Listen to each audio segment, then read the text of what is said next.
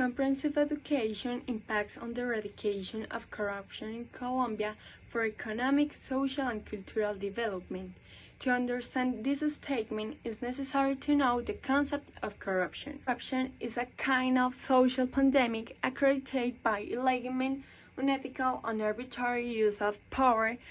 for the personal benefit of any individual,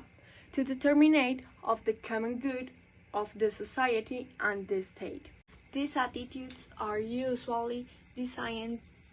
as the main causes for the current situation in the country, and therefore this brings a series of means turns for the nation itself, such as increased poverty rates, the employment opportunities for the citizens, political instability, inefficiency, and inability to use resources, among others, which highlights the lack of inculcation of ethical values. In addition, the same problems allow corruption to become a factor that affects and limits the country's opportunities to develop efficient public management, which at the same time boosts the economy and contributes effectively to the resolution of conflicts of public interest. And it is a problem that affects the whole nation, since the concealment of funds and corruption of judicial and political officials through the bribes to translate into the high levels of violence, illegal drugs, prostitution, sexual slavery, kidnappings, and intimidation, which generates insecurities and fear among citizens. In the first place, with Carter 2017 raises the following position. The burden of corruption can only be tackled systematically, relying on various disciplines. One of them is ethics, which present different virtues and values that convert into principles, allow to act with conscience and responsibility. An effective fight is based on education and the values that give life to the social and cultural system. Page 61 to page 62. Taking into account the voice said, it can be affirmed that one way to prevent corrupt acts from being committed in the political sphere is to awaken in all future public servants a deep conscience through the internalization of values.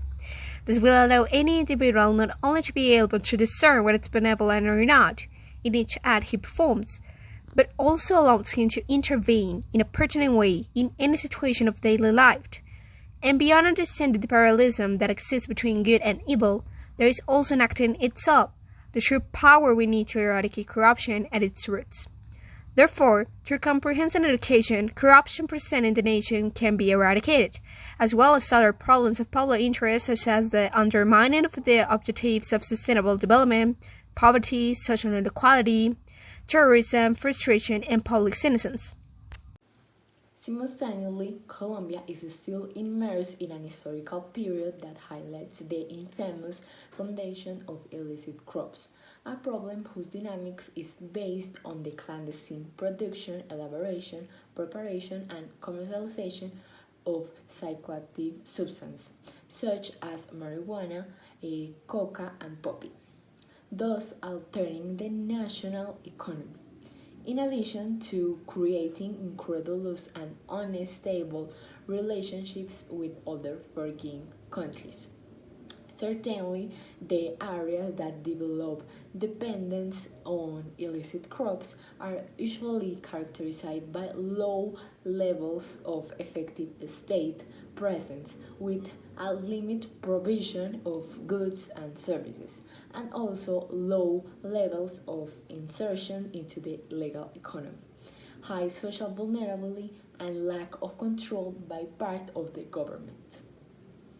Therefore, it is worth mentioning that there is a close relationship of cause and effect between both mishaps, since they are not only issues that affect citizen security, but are also closely linked to the political, social, and cultural development of the country. However, a strategy that would provide a solution to the renowned problem focus on the national government. It's creating a new social policy for those communities or populations that have been most affected by the illegal exploitation of the illicit crops, where the possibility of participating in educational models of formative and informative nature that allow the population to know and also understand the magnitude of the negative collateral effects that this phenomenon brings. Also, in addition to dealing with these issues inherent in the transition from an illegal economy to a legal one, and how the levels of violence present in various rural areas of the country can be considerably reduced. Even though comprehensive education in one way or another will simplify a few of problems of public interest present throughout the national. It is quite disheartening to realize that not all the Colombian young population has access to basic primary education and secondary, as evidenced by the newspaper El Tiempo. After having based his opinion column on a report made in 2019 by DANE, it is thought that 21% of children and young people living in Colombia between the age of 5 and 16 were not enrolling with any private and public education institution. Therefore, this figure corresponds to almost the equivalent of 1.2 million young people who, for economic reasons caused mainly by the current situation of political negligence or because the health contingents due to COVID-19 were unfortunately denied the right to quality education due for socioeconomic status. In the relation to the above, we can highlight that first, there are many cases of corruption in Colombia from which several of the relevant personalities to the world of politics and business are identified, immersed in crimes of robbery, extortion, and embezzlement. Consequently, this impacts will affect public finances, the equal distribution of resources, and the development of economic growth objectives, as well as the sustainable development goals, thus generating a greater cut in the baggage and in the funds destined for future investments in specific social sectors, such as education in this case. 2. It is true that there are only talk of numerical figures,